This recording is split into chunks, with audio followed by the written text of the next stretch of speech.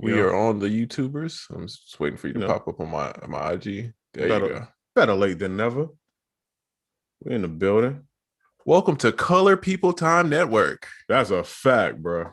That's a fact. CPT, the only network for you. You are now watching CPT. Hello, everyone. Welcome to CPT TV. Say that 3 times fast. I'm your host, Sound Oracle, and entering the room is your other host, Young Trizza. Yeah, the chat is doing that same thing again. I forgot how I fixed it. We're saying our chat on YouTube isn't working. Oh, come on, bro. Didn't Busy help you fix it? Yeah, I'm trying to remember what I did. Man, we in here. Fictionalized is in the building. Young Fiction, what up? Come on, man. We in this joint. We on CPT. CPT. Is that DJ Youngin? What up, DJ Youngin? Young Evan Dross? Hey, come on, man. What up? Let's see. All right. What's poppin'? Quintendo, what up, Quintendo bro? Powers he's in the building. Come on, let me gas up this air horn, man. Stop playing. Good day, he says. My man Jerry Nova's in the building. Yeah, Jerry Nova, what up, bro? Yo, good day. Yo, Quintendo be getting him with the good. Indeed, I said good day, sir. My good man. Hey, okay, so Mr. Sandman Griffin, what up? Young Sandman, what up? Dog, I'm gonna start this joint with a real. Oh wait, let me just. My boy feel ranty.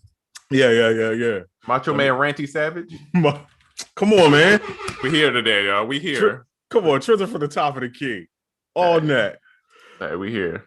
So in case you didn't know, you tuned into Unquantized Podcast. It is the #1 producer podcast out there in the lane. You know why? We just got more sauce, bro. I just feel we real saucy, man. We got personality. You did?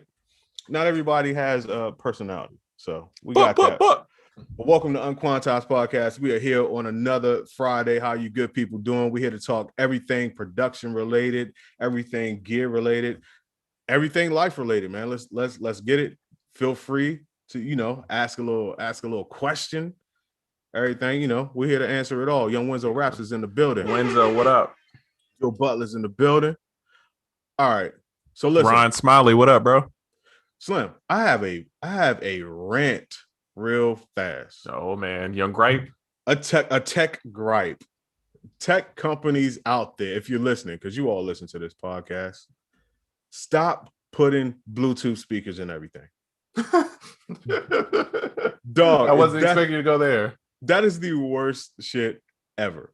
Every tech company, because it's so easy to do, every tech company is just, we'll put a Bluetooth speaker in it, a terrible, horrible Bluetooth speaker, and we'll raise the price a little bit.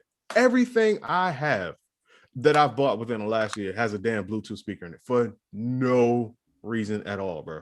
It sounds like that announcement at Walmart. It does. It definitely got the may I take your order sound quality. Yeah, terrible. I think people are getting bored and they're running out of ideas to all right, let's just add stuff. You know what I mean? Instead of making it better. No, I'm imagining it's because you could add these crappy Bluetooth speakers for, I'm sorry, pardon my French, these shitty Bluetooth speakers for about 89 cents and raise the price by like $5 to $6. That's true. And it's such an easy play for the tech companies to do, especially like the low, the low ball tech companies. Like that video joint behind me over my shoulder. I love that joint. Has a Bluetooth speaker on it though. No reason to have that, bro. Oh yeah, you'll never use it. No, never. That joint is terrible. So yeah, tech companies, if you're out there, stop putting Bluetooth speakers and shit. No one wants them. If I want a Bluetooth speaker, guess what? I'll buy a Bluetooth speaker. See how that works? Crazy, right? That is facts. Young Greg Smith, what up, bro? Greg Smith, the myth, the man, the legend, man. Greg, let me borrow some publishing, man. Hey, listen.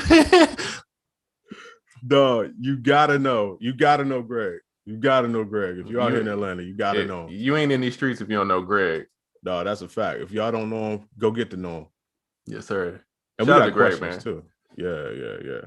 Oh yeah, we got some questions. Let's get to it. Okay. Shout out to Rabbi Roddy, man. OG. Oh, Rabbit in the house. Yeah, OG. He been here since back in the day, bro, like 5 years ago. So, okay, Fiction asks a question. It's an interesting question. Okay. It says, how do I become cool? Listen, you just, it's a feeling. You just have it. Whatever you're doing, however you are, you make that cool. And the way you make it cool is you just believe it's cool. Like if you sit on the couch and eat potato chips all day, you can just make that cool. You can just rap about it, just make it a lifestyle. Hey, y'all got the salt and vinegar joints today, killing it, and you become like the chip man or the chip lady. I don't know. I believe cool is what you make it. Like, yeah, you just make cool, man. Yeah, I think it's just being cool with yourself, being confident. That's all it is. But I mean, cool is subjective, man. Some of the stuff I think is cool, some people think is super weird. You know what I mean? But and vice versa. So, all you can do is be yourself, and then the rest will come. The people who think you're cool will come around to it. That's a fact. Yeah, you'll form a cool crowd. That's a good question, though. I think people care about that a lot too. All right, bro. I stopped caring. I learned that in high school, bro. When I was just me and just did what I wanted to do, that's when people always would rock with me. If I was trying to do something that I wasn't supposed to be doing, and I'm trying to act like somebody I'm not, that's when it never worked. So, bro, I'm doing me regardless. Because you try, you'll end up trying too hard. Yeah, exactly. The way to become things like cool and all that is I just declare it. Cool. Hey, guess what? You feel like you're ugly? You want to be handsome? I'm handsome as hell. Bam, handsome. Instant. It don't really matter. Yeah, it just don't really matter. But I do think that in this climate, in our specific community, a lot of people put coolness over like actually doing the work and putting and developing like whatever it is that you're doing. People would rather look cool than to like really do some shit. You know what I mean? Like if you could get somebody a car to lean on, they don't have to have made a beat, sold a record, done anything of personal accomplishment. And a lot of people are like cool with that because people see them as cool instead of like actually doing the work. And I think being cool is not a currency to me. Not being cool is a currency for superficial stuff like social media sometimes. But in your business, you can be as cool as you want. If you're not successful, if you're not putting in the work, your business like, yo, you the most uncool motherfucker ever. You better hurry up and get cool with this bread or, whatever. Like, so yeah, being cool does not help you, when it comes to like real success stuff. Real life. Let's see. DJ Tree Gotti says, when you dropping another pack, Sound Oracle? I am dropping another pack next Friday. Next Friday is a pack coming out. It's called Digital Wax. It's coming with three bonus kits. It got some chord progressions. It got some soundscapes with it. It got some melody loops and just a whole bunch of analog processing and vinyl stuff. It's really dope. But while you're waiting for that to drop, did you know that my homeboy Trezor actually dropped a joint today called Euphoria? Yes, sir. Appreciate that. From what I hear, it's pretty fire. Yes, sir. It's a bunch of R&B loops. Also, if you get the deluxe, got the MIDI, and first 50 orders, you get a bonus sample pack, which is a bunch of transitions, fills, FX that comes with it. So it's been going crazy. The reviews have been good so far. It's been really good so far. It's been going a little ham. I'm excited. I'm glad I finally got to put out something for this. I think it's the first release for the year. Yeah. Is this your first release? This will be my first release for the year as well. Yeah. Yeah. There it is right there. If you want to be cool, be like Trezor. Hey. And then next week, go get Oracle's drink. All that shit. That's a fact. Come on, stock up. Stack up, whatever. This is for Sound Oracle. You've been designing sounds for quite a while. And that's the hardest part is finding sounds. I have designer software, but how do you even start designing sounds? Man, listen, it's a lot to it. You got to kind of gamify it, but the quickest way to start, I mean, it may sound kind of cliche, get a mic. Hell, you got a phone. I'll keep it real with you. Your phone is kind of cool for recording stuff. Man, walk around hitting on stuff. I'll be honest with you. Making and making sounds, and unless you're talking about drums, anything else is very similar to production. Besides drums and making synth patches, making melody loops, really it's just making a track without having to make a full track. You know what I'm saying? So now you combine your phone, walking around, banging on shit because the world sounds great. Record that, build up a library, start to mix, mash, put all them things together in a blender, get familiar with your tools, your compressors, your reverbs, your whatever else that you want to use. And you just gotta make it fun, like gamify it. Just start throwing stuff together. And two things that you could do. Number one, when you make a sound, just be like, yo, just try to make different stuff. That's number one. Just try to make something that you haven't heard before. Number two, for every sound that I make, I ask myself 3 times, how can I make this better? Mm-hmm. And I'll think of a way and I'll do that. And how can I make it better? I'll think of a way and do that. How can I make it better? One final time, I'll think of a way, I'll do that. Second thing I would say, don't put a limit on how many sounds you create. Like, for instance, if you're creating for a specific thing, let's say a sample pack or something, you want to put 200 sounds in there, make 400 sounds. That's real. And get the best of the best. Down. Yeah, come on. You want to get the best of the best. And if out of those 400 sounds, you did the how could I make this sound better 3 times for each sound, all of those sounds are maxed out to be as good as they can be. Mm-hmm. And then you just pick the best from the half of those. And that's kind of how you work. Not to say the other 200 aren't worth anything. They could be used for something later, or you could do the how can I make it better thing again with those. But just having those little tricks, it's real easy to start creating sounds. Now, creating actual drum, we talked about how to create 808s from scratch on the show like 2 shows ago, and probably 4 shows ago. Synth patches is a little different. We talked about that too. But just go around and record stuff. Get a field recorder or use your phone. Phones are pretty dope now. Yeah, if you ever seen how like Steve Irwin would be in the woods and he'd be like peeking through the bushes and like looking for something. That's Steve Irwin. That's how Oracle be with the little field recorder. That's a fact, though. Oracle be walking around like that thing, like it's the blicky. Oracle walk around strapped up with that joint. Remember, I used to always be outside making drums in the woods. Yeah, I ain't gonna front, bro. I was like, Oracle's the real deal when I seen. Well, I wasn't there, but I saw how like your family would help you make loops. Like y'all would get together. I was like, that's the coolest joint, dog. Like y'all would all come in for what was it, Thanksgiving? Thanksgiving, yeah. Family.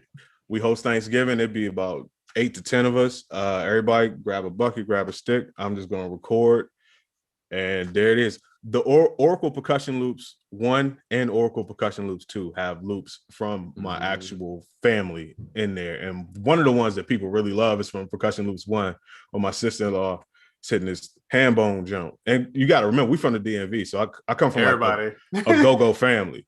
And my brother-in-law is actually a percussionist in a famous go-go band. So yeah, I come from a go-go family, so it's not tough. Yeah, right. Them loops is legendary, dog. I still remember them joints. I've used those indeed. A few times. Hand bone, where you been? and first of all, I love the he said designer software. When I first read it, I thought it was like I get what he's saying, but it just made me think of like Louis Vuitton drops a doll. Facts. My man got the Tom Ford shaper. You got that Celine volume shaper out here. You know what I mean? He out here. Oh, my man, Beats from Knock is in here. Let me tell you, that's the homie. I want to call him my little homie, but he's not little anymore. But he used to be at the old studio. Jerry Nova remember, and Knock used to be an intern at the old Heat Studio. Yeah, so he was around for a whole bunch of the come up. He done seen the scenes. Oh yeah, he was there. He was there for the starter from the bottom. Yo, okay, real quick, and then we could get back into the show.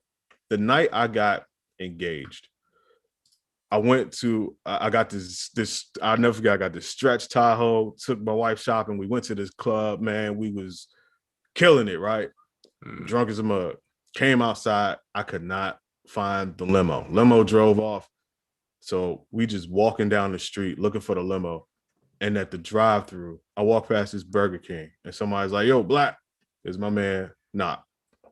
randomly just in a drive-through. snap. Randomly in Georgia. I had no reason to believe that anybody I know was going to be anywhere around in this area. And yeah, he took me around. I found my limo. So shout out to Knox. Shout out to the OGs, the legendary ones. We'll see. Deviant Noise, what up, bro? Let's see. We got Silver Straw in here. Ponzu says, did you see Elon Musk is planning to make the new Tesla Roadster hover 6 feet above ground? No cap, bro. Slim, where's the Cybertruck? Stall me out with all that bullshit. Where the Cybertruck at, cuz? People put down $100 deposit on the Cybertruck. I think it's supposed to release this year, the end of this year. Oh, for real? Yeah. No. You put down 100? I did. I did. Hey, I saw that. I was like, hey, man, that truck, that's the truck for me. You know what I mean? Elon took all them $100 deposits and bought all that Bitcoin. I was telling my brother today, I enjoy not having car payments. So I don't know how the Cybertruck's going to work out for me. My car is driving great. You know what I mean? It's doing good. You know what I mean? So that no car payment life is nice. Yeah. So I don't know. Elon got to convince me with that joint. But if you haven't, man, listen to his Joe Rogan joint, dog. Him on Joe Rogan, he casually talks about stuff that seems impossible. Like, and he talks about it like, yo, yeah, we about to do that next week, dog. I love it, bro. I love that confidence of like, he talking about like changing the Mars atmosphere to like melt the ice so it's like plants can grow. And he's just like, yeah, we got like 3-4 years. And all you do is this. That's it. Listen, whenever you hear somebody talk about ending mortality or fighting mortality, like, yeah, eventually people will just never die. We'll just get more cyborg and then you just never die. And you go like just casually, like, yeah, death. That'll be old school. Run DMC. No, we don't do that. Like, what? Crazy, bro. Yeah, that joint is inspiring though. I rock with Elon. Elon's one of the people that's like, he might do some wild stuff, but I like his character. He reminds me of early Kanye. I really like the personality and the vibe, the confidence. Yeah. I just hope he don't turn into like, I feel like Kanye's been better the last couple years, but Kanye had a spot where I was like, hey, I can't really rock with you right here, bro. As much as you're my hero, I love Kanye, but it was like a weird little spot. I'm like, I can't do it. I can't do it right now. Yo, Elon got the confidence, man. I will say that. I like him. I like that kid. He's going places. He's gonna be somebody one day. So are you copping the Back to the Future Roadster? Negative. Again, it's like everything else, bro. I'm gonna let y'all figure this out. I'm gonna let y'all try the first 3 or 4 years. You know what I mean? Yeah. Work out the kinks of all that, and then I'll jump in. You know what I mean? How does lane assist work? Y'all just got lane assist down in the last couple. How them tickets gonna work? How you gonna say I wasn't in my lane? You saw the shadow of me in the other lane. That's because I was hovering, dog. I was 6 feet up. So what? I hit the top of that lady car. She's still driving one of them ground cars. That's her bad. She should have been up there with me. She wouldn't have got hit. She should have got a bigger car. You know what I mean? Should have had a Cybertruck. That's facts. Yeah. Let's see. Beats for Knock asks a really good question. He says, as sound designers, how much time do you really spend actually doing tracks versus developing more sounds? Currently, I spend way. I knew he was gonna say that. Way more time designing sounds than I do doing tracks. However, one of my goals is to completely reverse that by delegating a lot more of the sound design business. And I'll get into that in a minute. I want you to answer with your answer, and then I'll circle back around. Man, to me, it's 2 separate jobs, bro. I mean, in a way they intertwine. Like, say I'm doing like melody loops and stuff. I always set aside some of them for packs and then some of them for like, say, like placement kind of stuff. Because if it's like, I know this is could work for a specific thing, excuse me, then I'll do it that way. But for the most part, I don't know why I can't talk, bro. I'm over here piling KC. All right, cool. I'm good. But sometimes I'll just like, all right, I need to make a pack. And so I only work on that for that time being. And then once that's done, I'm back on doing the tracks. But it's difficult to balance both of them. To me, it is. So I had to do one at a time and I can't really intertwine because I start getting distracted. Because I'll be like, oh, if I give myself the freedom, I'd be like, oh, this loop is fire, and then I go off start making a beat with that loop that I'm supposed to be making for the pack. So I'm just like, yo, I'm only gonna make loops today. I'm only gonna need some make drums and stuff like that today, and then that's how I'm gonna do it. That's a fact. Yeah. I actually somehow started viewing making tracks as a luxury. If I'm making tracks, that is a indication of a luxury that I've accomplished enough in a certain period of time that I have the time to now make tracks. Because to me, making tracks is still very fun. And while it does bring in money, I'm not so focused on like the placement game and all of that.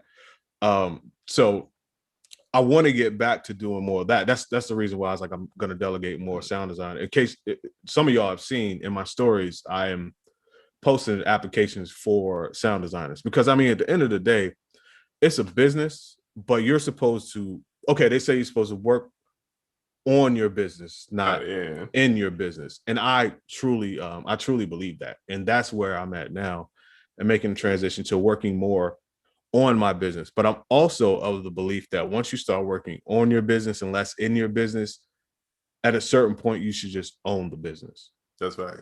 And that's like the next step. So getting more sound designers. I'm still going to be working. I'm going to be working less in the business, more on the business. And then once shit get tighter, I'm going to own the business. And then I could step back, and then the business runs off a certain level of quality that I had established from when I was the business. You understand? The Oracle standard. 100%. It has to be at least to what I deem to be 98% accurate. And it's dope because you give other people opportunities. So it's not like, it's like you making it easy for yourself, but then you helping somebody else out in the same instance. So it's like a win-win. Yes. So the more time you see me making tracks, that means I'm getting closer and closer to working less in the business, on the business, and then owning the business. Now, at the point when I'm just making tracks all day just for the fun, I'm owning. It's straight owner's box. Dog, I'm dying to make beats, bro. I haven't made a beat, and I was doing great, dog. When we took the vacation during where we weren't working, I was going crazy. And then past couple weeks, again, real life started catching up to me. I had to get a whole section of my house floor replaced, so I had to move everything downstairs into my studio room. So that was like threw me off, and so tomorrow my goal is I'm gonna make at least three drinks, and I'm going crazy. That's fire. I think I'm gonna try to do something tonight. Yeah, I'm gonna try to do something tonight. I know my wife she's going off to do something tonight, whatever the girls game night or whatever that thing's gonna be. And I'm gonna be in it, bro. I'm gonna be super in it. I can't wait. Super fun. We got a good question here. What feature or features in Ableton 11 should people try to incorporate into their setup? Well, for all my Ableton users, I will say one of the, if not the dopest feature for me, and I don't hear talked about enough, is they added a lot with randomization in Ableton. My favorite is the ability to randomize macros. So when you make a group, you get your macros or whatever, and they have a random button right there. That adds unlimited possibilities, because anything that will have me do something that I wouldn't normally do, just off with my own brain, I really like that, because you put you into it and then it just randomizes it a little bit. They added randomization to velocity, randomization to follow actions, just a lot of just randomization everywhere. I think that's really dope. The second thing is what they did with take lanes, to where you could just constantly record, and it does the take lanes. It is fire. And then you could comp certain parts from different take lanes and then make a whole lane off of that. So you could do 7, 8, 9 passes and then just take the best parts from all them passes and comp them together. Those are two of the things that I'm super excited about. I could really turn this into a whole 2 hours of just talking about what's dope about Ableton 11, but those two things are what's really killing it for me right now. No, what he said. Let's see. What's good, everyone? Jay-Z is nominated for the Hall of Fame. I legit feel old now. Yeah, I mean, sorry, I didn't want to get into this right now, but well, yeah. To address what you're saying, yeah, I can see that. I legit feel old about some Jay-Z facts too. yeah. But shout out to Hov for that. You know. Do you have you heard that Nipsey Hussle Jay-Z joint? That's what I wanted to talk about. I want to talk about that whole soundtrack, but most importantly, anything Jay-Z, I'm super hyped about. Mm-hmm. Once again, the song is super dope. Let me start with Hov. Mm-hmm. Hov is a walking TED Talk, bro. Oh yeah. When it comes to Jay-Z, he was talking. He was on there. I don't even need a beat behind him. Mm-hmm. I don't care. He's gonna say something that's gonna motivate you, or at least me. It's gonna educate you, like on some business shit, on some life shit, like really getting it together, really being the boss, really like stepping things up. I wish that there were more artists like that. Oh yeah. So, but that song is fire. The beat remind me of "Show Me What You Got," but it's like they flipped it again. Yeah, I love it though. That joint is hard. Shout out to 1500 Nothing, Cole, yes. Terrence Martin, Cole. Ranch. I feel like it's somebody else that produced on that I'm missing, but they killed that joint. Amazing. Jay killed it. Nip killed it. In case you hadn't heard it, the song is called "What It Feels Like." It's Nipsey Hussle and Jay-Z, and it's off the Judas and the Black Messiah soundtrack. Judas and the Black Messiah is a movie that's coming out, and it's about Fred Hampton. From what I got, Fred Hampton was a Black Panther leader. He was a lot more than that, but that's what he's most known as being. But I was up in the middle of the night listening to that soundtrack, and dog, it is a indicator of how soundtracks used to be, and it seems to be coming back to that. Because if you look at the lineup on that soundtrack, it is some heavy hitters on that soundtrack, dog. So Jay-Z and Nip, we mentioned that. Black Thought has a song on there. I'm a super Black Thought fan, super Roots fan. Nas has a song on there. Jay-Z dropped when Nas dropped again. Anyway, but yeah, Nas is on that joint. JID, Her, ASAP, Rocky, Lil Durk, Polo G. It's just a whole bunch of people in there, and it's executive produced by Hit Boy. The whole soundtrack. Shout out to Hit Boy. He going crazy, dog. Yes. Hey, and shout out to Earl and E, man. Earl, we can go back, bro. Like Miami in the studio days, Earl and E, like it was Diego, Earl and E. All of us we're all like around the same age, so we always would work together. And when I came into that whole situation, those guys really helped me out, and they're on that project. So shout out to them, man. Dope. Shout out to them, man. Air horn for them. Also, shout out to Urko from the Mastermind. He actually mixed the Black Thought song on that soundtrack. Yeah, come on, man. And Cardiac. Shout out to Cardiac. Cardiac did the which joint did Cardiac do on there? I think it's the one with Her on it, I believe. Yeah, shout out to Cardiac, man. Always killing it. But that soundtrack, I want things to start going more in that direction, bro. That's facts. Okay, we got a few questions. Hold on. Let's see. Fiction says, please define tracks the way you mean it in a sense. Tracks means like sounds, beats, tracks. I think when we say it's the same as beats. It's just another way of saying it. But like when I say sounds, I'm thinking of I'm doing part of the idea and I'm not going to complete it. I'm not going to put the drums and do all that stuff for it. When I'm thinking tracks, is like melody, mixing, drums, doing all of that. Yeah, just a whole complete beat. Yeah. Secret says y'all be sleeping on your boy's tweet, missing requests to hear y'all and Jordan Pill flicks and shooting links for your viewers to get big discounts.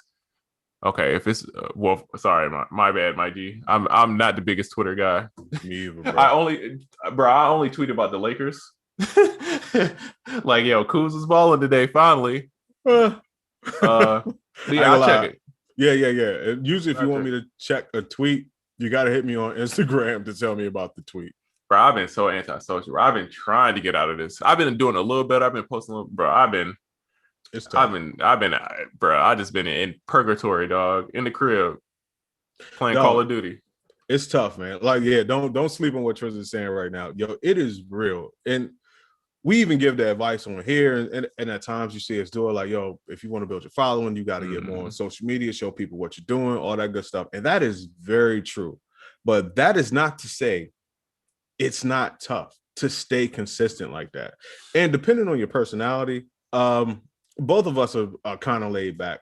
Neither one of us has the personality that is conducive to, hey guys, I'm here. Look, check me out. Like just posting all day or even making a beat. I used to be that guy. I'm not that guy anymore. Like making a beat and putting it on there every day. Some people have that personality and some people just have that, just that thing about it. It's tough. It's a necessity. Yeah.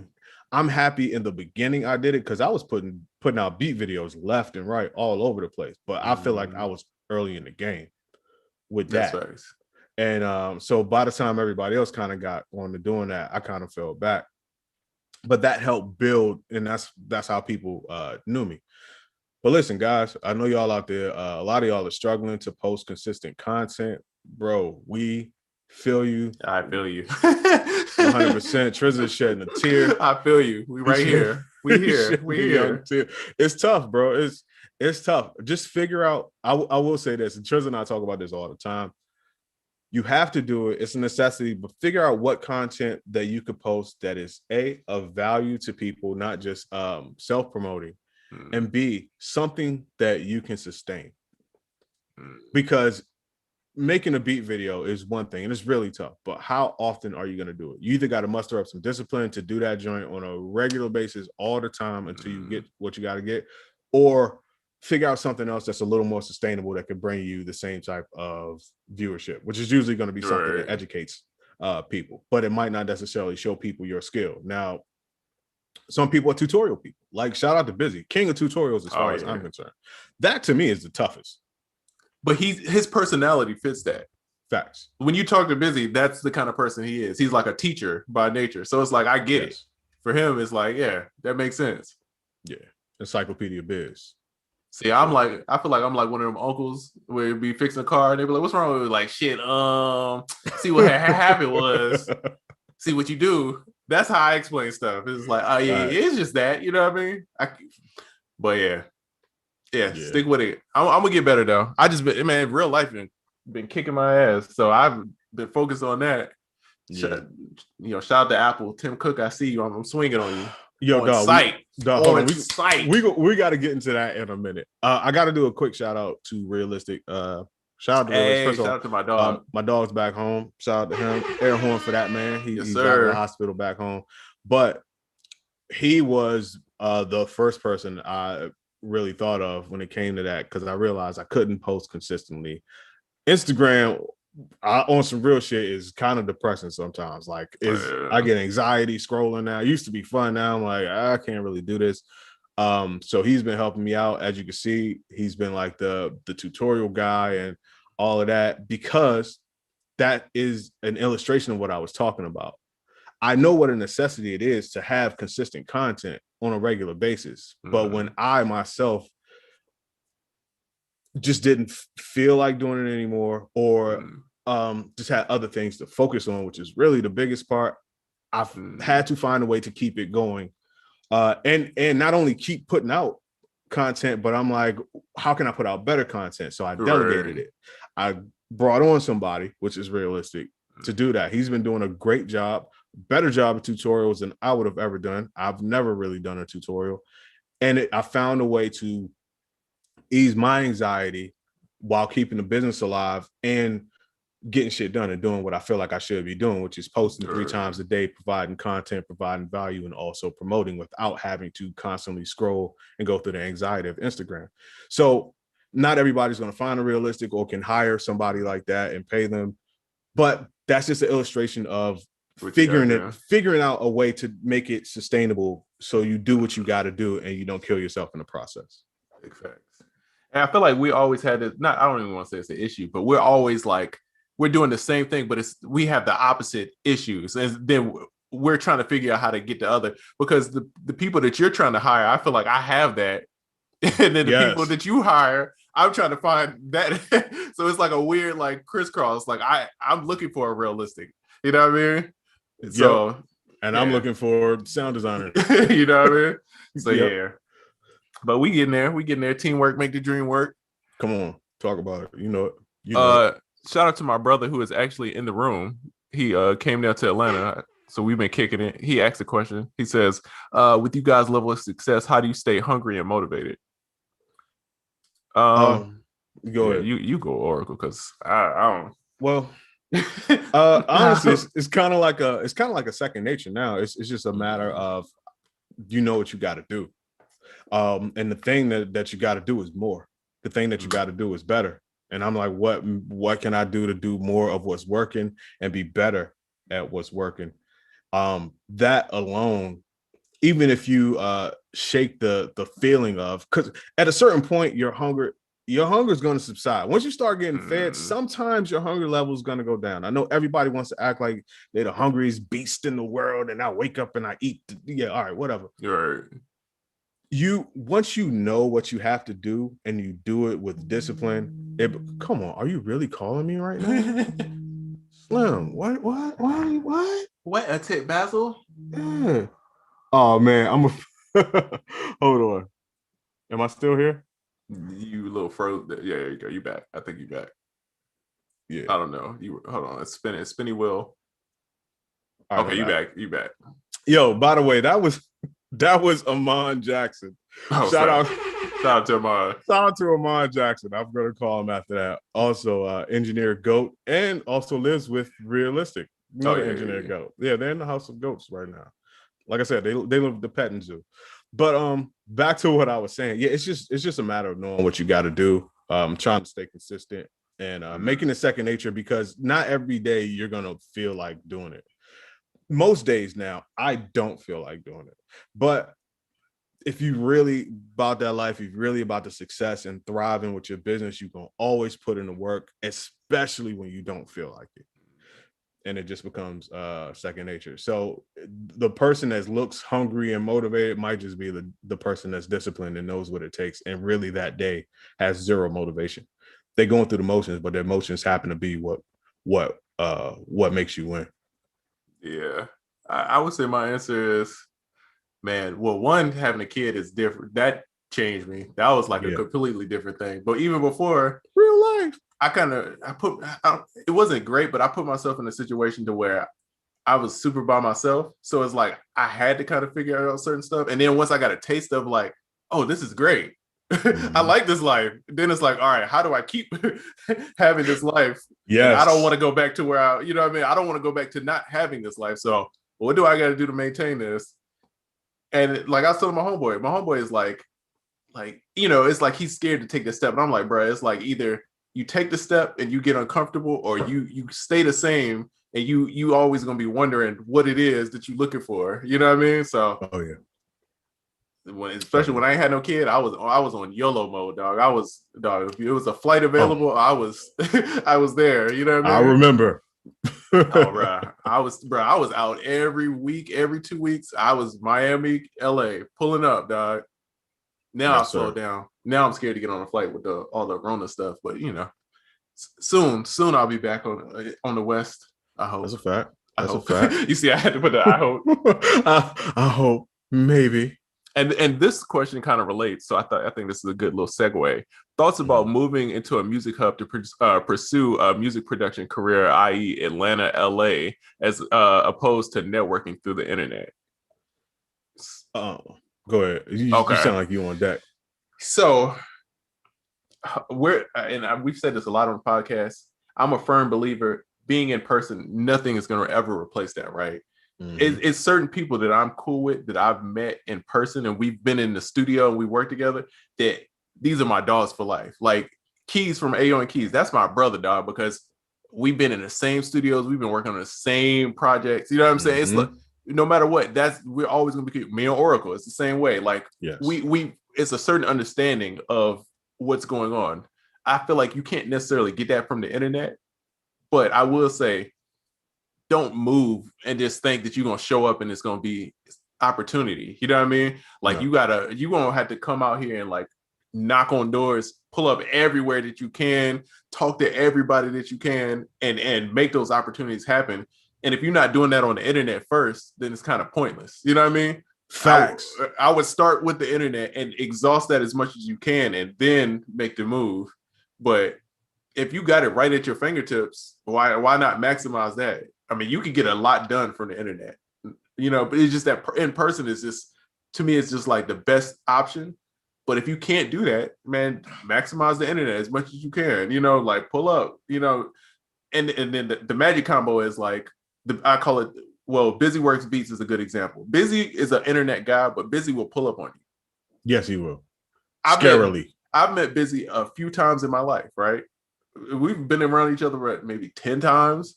Because Busy would be like, oh, you doing this? I'm pulling up. You know what I mean? Like, I'll come to Atlanta. I'm coming to New York. Let's do this. So we have a relationship of like, all right, I'm cool with you through the internet, but yet we still got that this is my bro because I've met you in real life kind of thing. You know what I mean? So yes, you gotta balance it out. But and I'm sure Oracle's the same way. When I first came to Atlanta, I went to every networking event. I spoke to everybody who looked like an artist. I got everybody's phone number. I had the issue now that I want to go through my contacts and delete half because I don't know who half the people are because I just be getting people's number trying to like network and politic, So, but that's what it takes at the beginning because some of those people are going to become somebody and then some of those people are going to fall off. But you want to be around all the people that's going to become somebody and you want to be in that same category, So yes. Just, keep grinding out. But if you're not DMing people, you're not hitting people on Instagram, Twitter and stuff like that, man, you already slipping behind. Yeah, that's the thing. You got to make sure you're not looking for something to save you in a position where you're not doing all that you can do for yourself. You have to do as much as you can with what you have. And honestly, whatever you're really trying to get to, I would try to achieve that with what I have. Then doing something like moving to a music hub after you feel like you've really maximized on that and you've made progress. Not just like I've been trying for years, reach out to people on the internet and I ain't getting nothing done. So now I'm going to try this. Like, nah, it can be done. There are plenty of people who are examples that it could be done. So once you really do it on a consistent basis, working with what you got to get where you want, you made some headway, then you could do stuff like move to a music hub. And the benefit of that is once you get to that music hub, you have something to stand on. You have something to brag about because you'll have a better follow. More people might know you. When you move to that music hub, it's more people that you could link up with because you know them from the internet. You know what I mean? Like coming to Atlanta will not save you. Yeah. Although it did save me. Me too. I'm not gonna lie. However, at the time though, when we came down, the internet was not what it is as far as like the relationships and the connecting. Yeah. So we came down here, and we really like had to get in. Like Trisha said, you got to go to every event and be whatever around all people. And depending on your personality, that might be tough. I'm very introverted. Usually things that involve people, I'm just not a fan of. Right. But got here, met everybody every day, talking to people, networking with people because you know what you got to do. But I also went as hard as I could and did what I could do where I was from. So when I came down here, I had like a Wayne placement and just a couple other things that I had accomplished just from struggling, like super struggling when I was in Baltimore to come down here. Sure. So saying all that to say, not to like belabor the point, but do the most you can with what you have, with the time you have, where you are at the moment. Start making progress with that. Then now you can add some extra toppings to it. You know what I mean? Yeah. And even, bro, he says there's no one in Clarksville, Tennessee to network with, right? You got to think outside of your hometown. You know what I mean? Like, it's great. If you could find somebody in your hometown that gets it, like, that's great. That's perfect. You know what I mean? Because y'all grew up in a similar, but a lot of times you got to reach somewhere else for somebody to understand what you're doing, right? And even, bro, I'm from Virginia. Oracle's from like the DMV. I'm from more like the countryer side of Virginia. And so same situation, right? It's not a lot of music. Nobody's really known in my area for music like that. I think Lady of Rage is the only person. Farmville.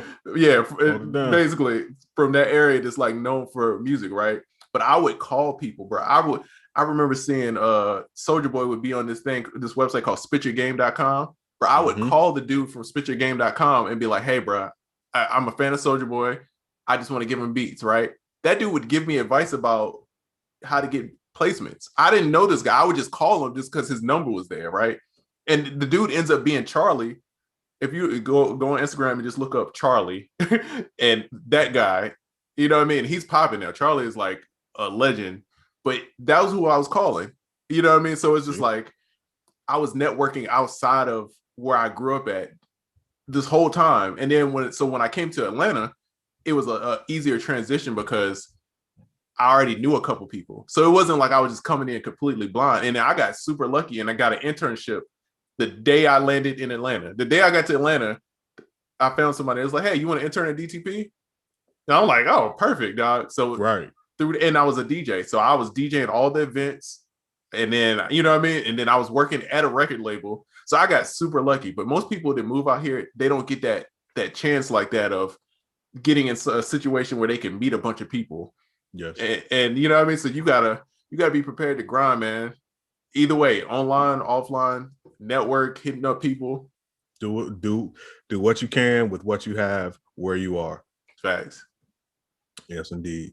Somebody said I met Trina through Busy. Okay, out in Anaheim a couple years ago. Spell check be killing me, dog. Trizza. Yeah, spell check. I get it. Yeah, shout out to Anna. Yo, what was my man that owned the studio? What was his name? Wait. Uncle Joey. Was it Joey? Uncle Joey. Yeah, shout out to them. Man, I wonder what they doing, man.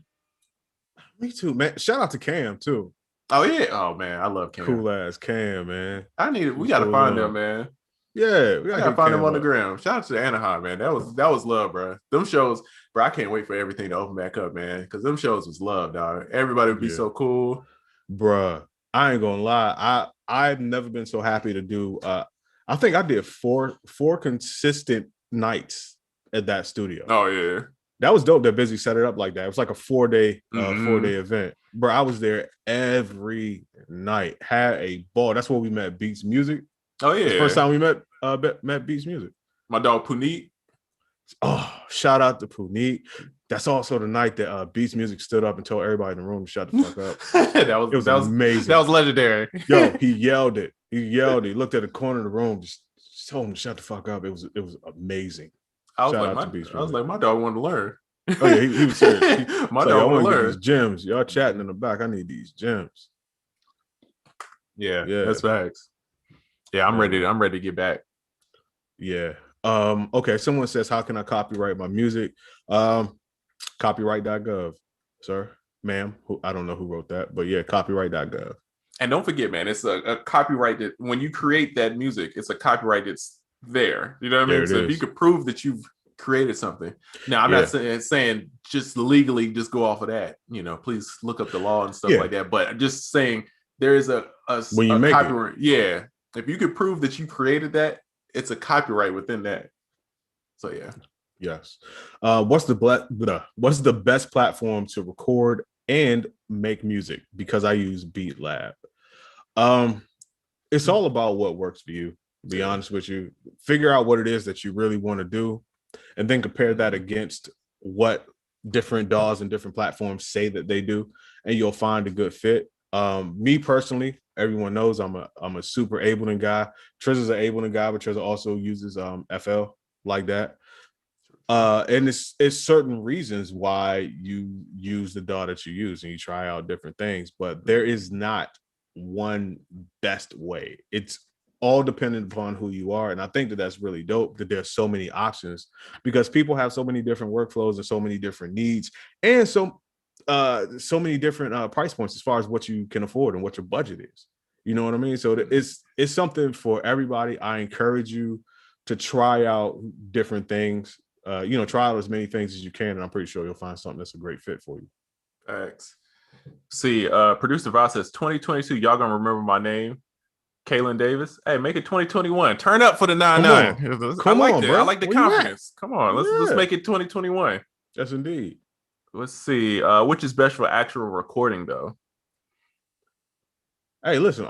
It depends on your workflow. All of them record WAV files. All of them record 24-bit, 32-bit, 16-bit. It's all the same, bro. That's all the same. It depends on how you want to do it. But like, some people are going to debate me on this, but I'm not going to hear something and be like, oh, you recorded that in FL, or you recorded that here, or you recorded that there. And you got to think about it. Anything that you record, and we're talking about recording, anything that you record is going to be the basic, the basic culmination of your voice, your performance, and the mic going into whatever interface it is. From that point, it's going to get mixed. Yeah, that's right. So now what do you say about something that was recorded in Ableton but mixed in Pro Tools? What is it going to sound like? Ableton or Pro Tools? It's going to sound like a recording that was mixed. You know what I mean? So when it comes to what's the best to record in, to me, it has very little to do with sound. The sound has more to do with what you're recording, your performance, the mic you're using, the interface, and the equipment that you're using. What's the best DAW to record in depends on your workflow and your needs. Yeah, as long as you got a good input, you're not distorting, good mic, you in there. Yes, sir. Let's see. I need to come to the A and collab with Triz and Sound Oracle. I had no problem traveling. Hey man, it's dope. Once Roni is Rona season's over, I'm back in these streets. Facts. Let's see. Rona how you feel about Maschine, Young Oracle? I like Maschine for sampling. Honestly, it's my favorite piece of gear. Take that back. It's my favorite piece of modern gear and controller to sample on. I love it for that aspect. It's great for cataloging sounds. I also use it for sound design. I do not use it for making tracks or sequencing or anything like that. However, a ton of people do. One of the coldest people on Maschine is Knots right now. Like dog. And there's so many other, but bro. Listen, Knots is going stupid, dog. Come on, Virginia, baby. Knots played some beats the other day. I was just like, bro, I ain't even want to make beats no more. I was Ezra was that fire, and he said, what did he sample? Oh, Outstanding. One of those records that I feel like unless you kill it, you can't sample it. You know what I mean? Yes. It's such a great record by itself. Unless you flip it, it's like one of the ones don't touch. Bro, that was the best flip of Outstanding I've ever heard, dog. I was like, yo, this is wild, dog. I've never heard nobody chop this sample like that, bro. He is one of those people, he could sample anything and flip it and make it. He could sample Beat It.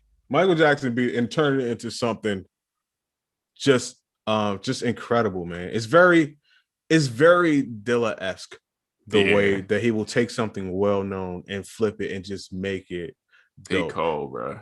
The thing is, and listen, what makes a dope producer to me? Okay, I always talk about music used to have like a what the fuck factor to it. Like you hear something, you're like, wow, like what is that? How'd you do that? And it's a culmination of when you know the producer, you know what you're gonna get, but at the same time, you have no idea what you're about to get. Knots is like that. Knots will play like Outstanding. You'll hear him play Outstanding, like the sample first, and then you'll be like, I know it's gonna be a Knots type of beat. At the same time, I have no clue what's about to happen, but I just know it's going to be great. That's how Tim Tim got that. It's Dilla was the same way. Like, I just love that. You like, yo, I knew I was gonna love it, but wow, it all people like that always just go way past what you expect from them. Right. And as far as like how dope it is. And so shout out to Knots, man. Shout out, listen, Virginia, bro. That's all I'm gonna say. We out here. We out here. That's a fact.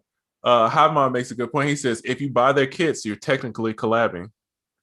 That is a fact. I don't know why more people don't look at it like that, bro. That man is right. That man is smart. Yeah. If you want to collab with somebody and they release sample packs, technically you have that sound. When I first started making beats and I was sampling from records, that's how I would look at it. Like whoever played on that record or whoever performed that song, I was collaborating with, or they were in my band for that beat. So the drummer would be blah, blah, blah. And the musicians would be this, that, and the third. I just don't know why more people don't view it from that perspective, because when you think about it like that, then you really pick sample packs that you use differently. That's facts. Yeah. And shout out to Havmon, smart guy. We talk about on the show. He'll buy packs and then he'll make a project based around the pack that he bought. Yes, Great indeed. marketing, great genius. And he just put out, was it Ghost in the Shell? I want to Yes, say. indeed. It was fire. Just put it Fire. out. So go check it out. Support the fellow unquantized member. Yes, sir. Smart idea, man. So Yes, yeah. sir. And he's been doing that for quite some time now. Oh yeah. Let's see. Boy Wonder says, do you guys use Ableton Link? I don't have to, but I have when people come around. Yeah. It's pretty, man. Listen, it's a dope piece of technology. I really think it's dope. Like I said, in my studio, I don't have to right now, but if I ever need it, it's there. Yes, sir. Theoretical question: would adding MIDI expressions and MIDI files aid in providing, for copyright materials? I'm big with expressions where most only use it for symphonics except me. Wait, run that one more time. So would adding MIDI expressions and MIDI files aid in providing for copyright materials? I ain't gonna lie, I'm a little lost on that. I don't know. I want to make sure I'm answering you right, and I don't quite know how to answer that. Yeah, but all good, all good. Maybe re-ask your question. Oh, we got a couple questions here. Let's see. These are actually from people in the chat.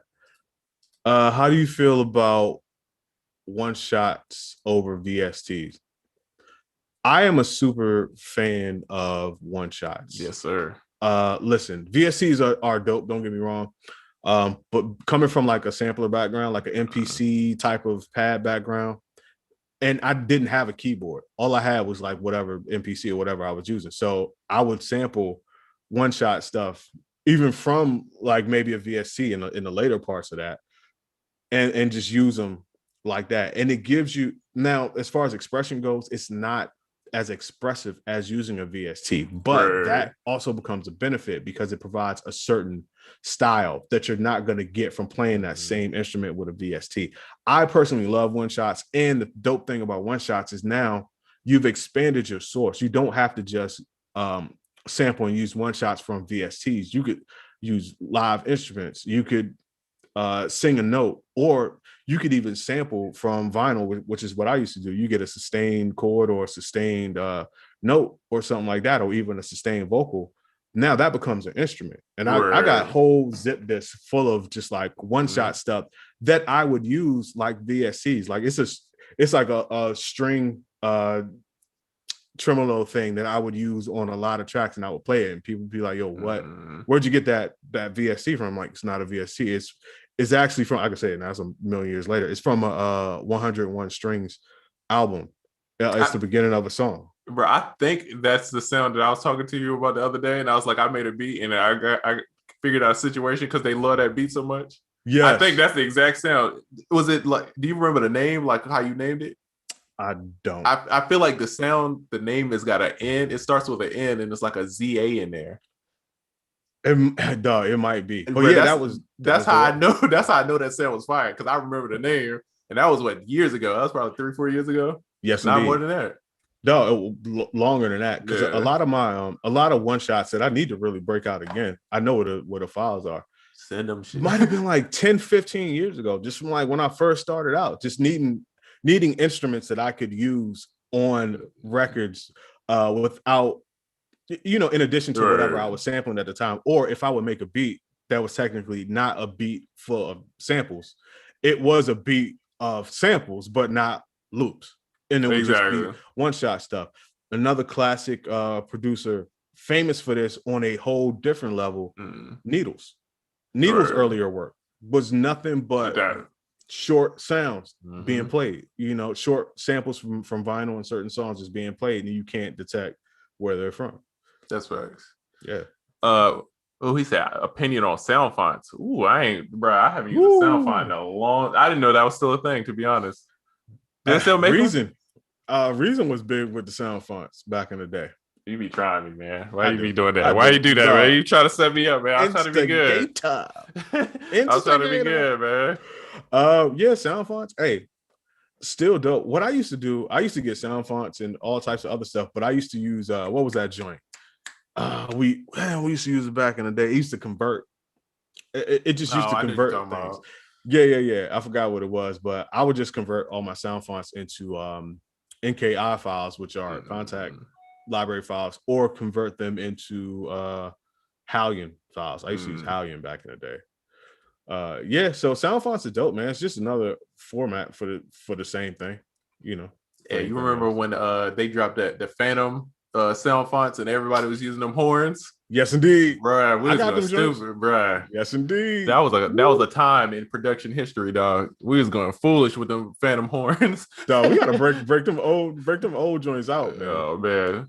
You remember that first pack when I first met you that you bought from me? Uh-huh. Man, I gotta start breaking some of that stuff out. Some of the old intact instruments. Please. Hey, I might need to get another copy. I think I lost some of that stuff when my hard drive went down. So I got you, bro. Yeah, I need that. Yes, sir. Hey, you technically you paid for them. Yeah. What type of business would I be if I didn't replenish your loss? Hey man, I need that, cuz. Facts. Do y'all save y'all samples for VSTs to separate drives or on a computer drive? Okay, I got you.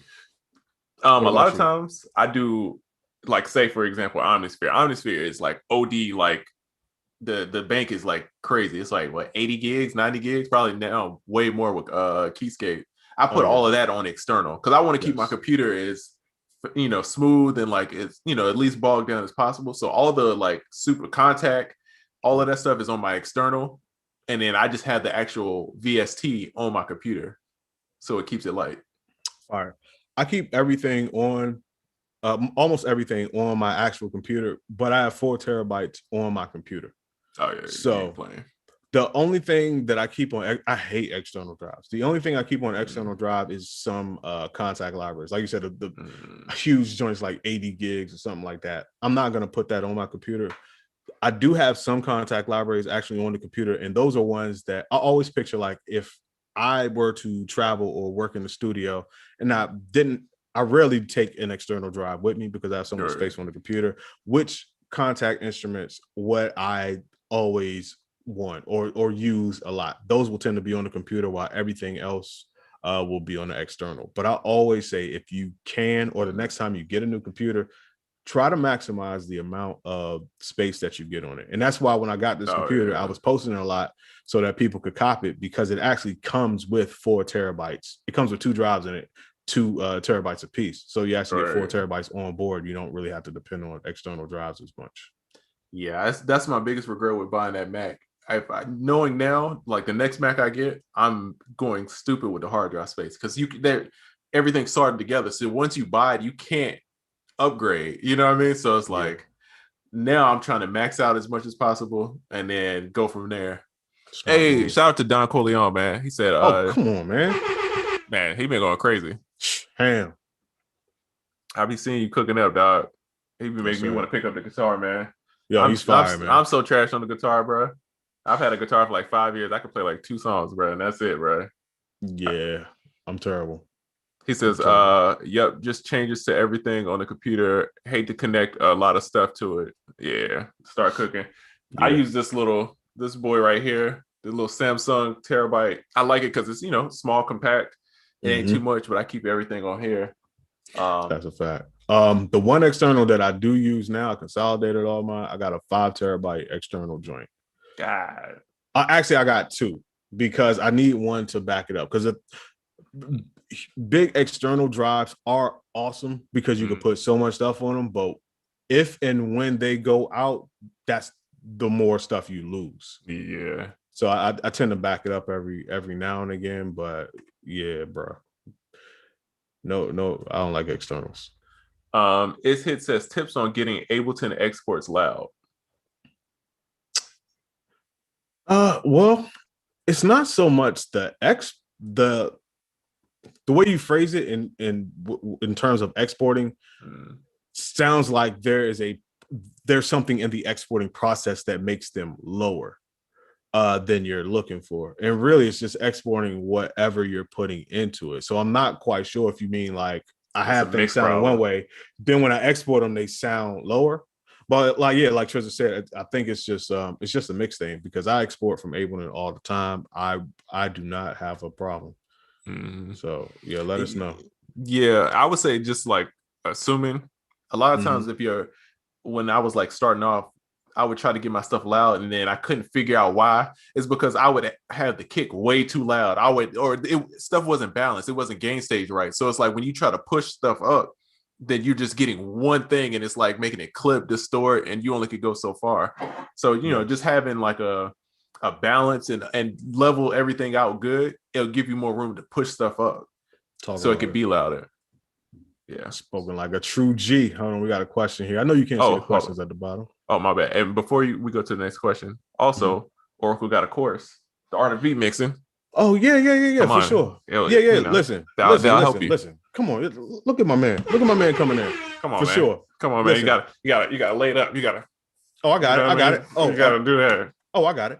Listen, the art of beat mixing, it will alleviate any problems that you're having from the very second that you finish creating a track all the way through the exporting part.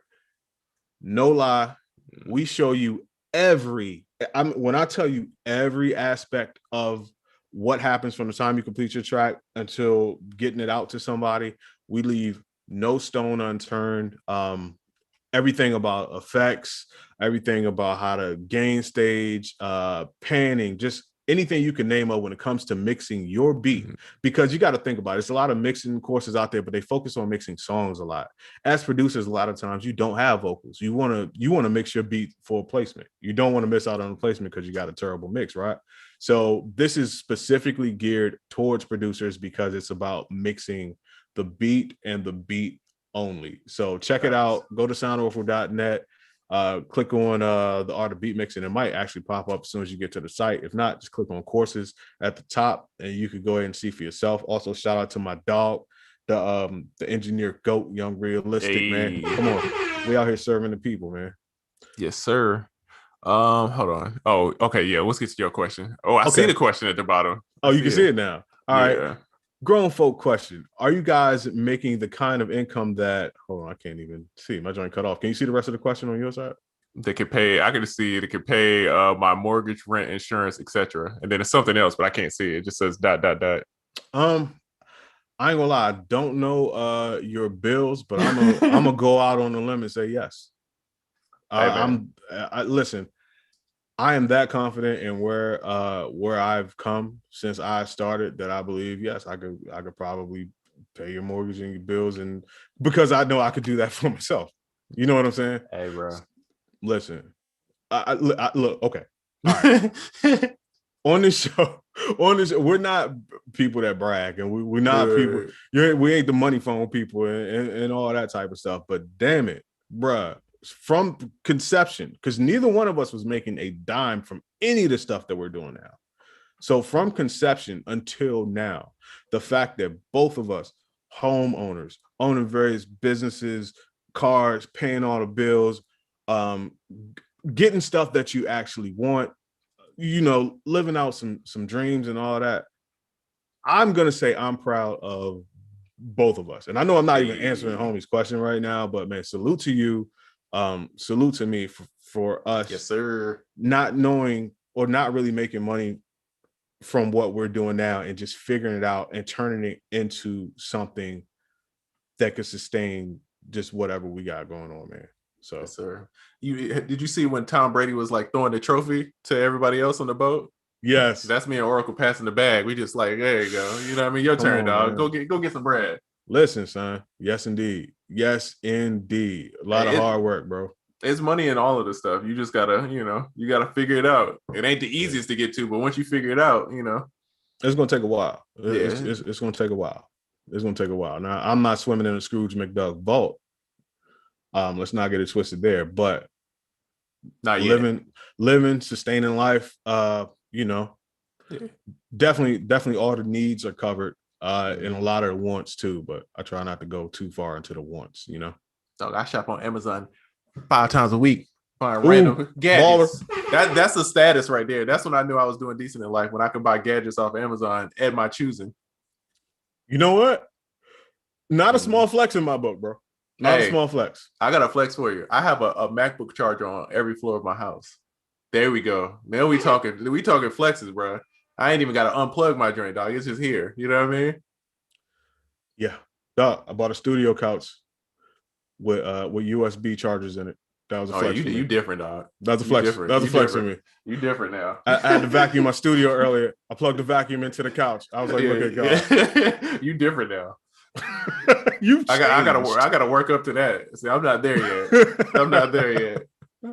Damn, I need to put that on my little writing board. Goals. You've changed. You're plugging your vacuum into your couch. Vacuum. Be able to vacuum from my sofa. 2021. Yeah, I'm not fucking with you. Let's see. Let's see. Hold on. Somebody said, could they ask a question? Hold on, let me find it. Since you guys have been producing for a while, which is your favorite, Cubase, Nuendo, or Sonar? Come on now. Listen, come on. I think now. As a person that one of the people asked, somebody asked earlier, have you used Nuendo? And I think that's funny because that was the first major DAW that I used.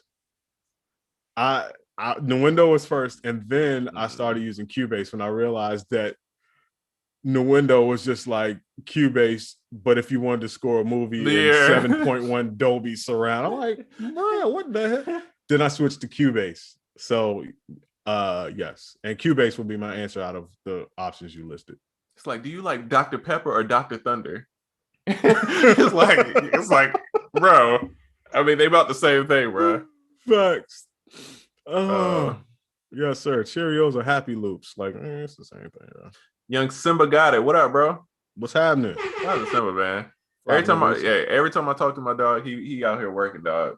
Think he got some new packs dropping. Hey, shout out to him, man. Come on, man. Let's see. Damon James, shout out to the 434. My dog is in here. He says, how's the baby Triz Daddy Hood? Oh, she's good, bro. She's singing and trying to play the guitar and bossing me around. She's like turned up, dog. She'd be looking at me like I'm the captain now. Sound like she right on schedule, bro. Yeah, right on schedule, doing her job as she's supposed to. Bro, did you see Darkchild's daughter making a beat today? He posted on Instagram. Nah, bro. I'm like, I'm slipping. I was like, I'm getting my daughter a laptop today. You own this.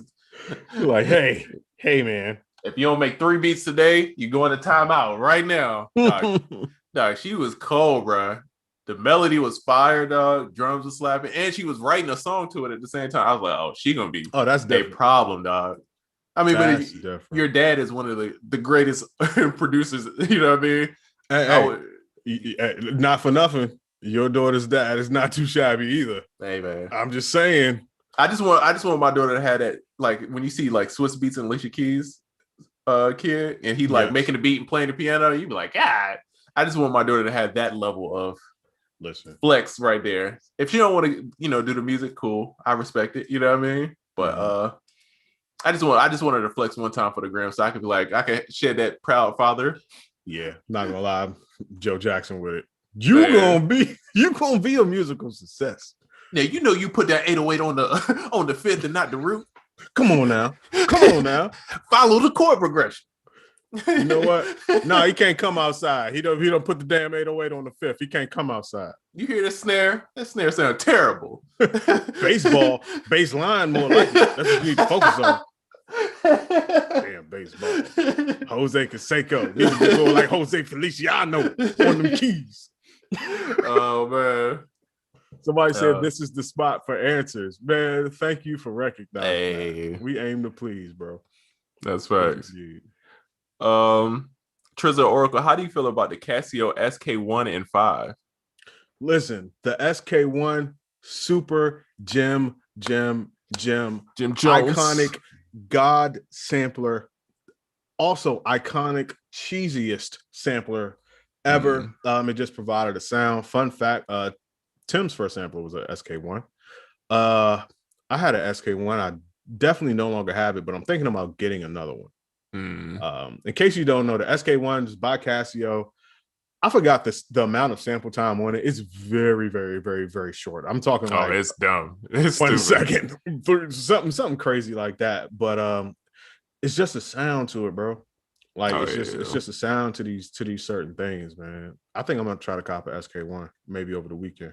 Oh snap! See, that's a flex right there. You see how this man just like, yeah, I want some equipment. Yeah, I'll get it. Vintage equipment. Vintage equipment. Wait, is a vintage SK1 though? It's not a vintage Andromeda. That's a different. That's a different type. That's different. That's a different flex. Yeah. Let's see. Hold on, I saw a question. Oh, my question: what is your approach towards New York compression? How do you tweak? Also known as parallel compression. Yes, indeed. Well, personally, what I like to do, and don't take my word for it, you can check out the art of beat mixing and see how realistic does it.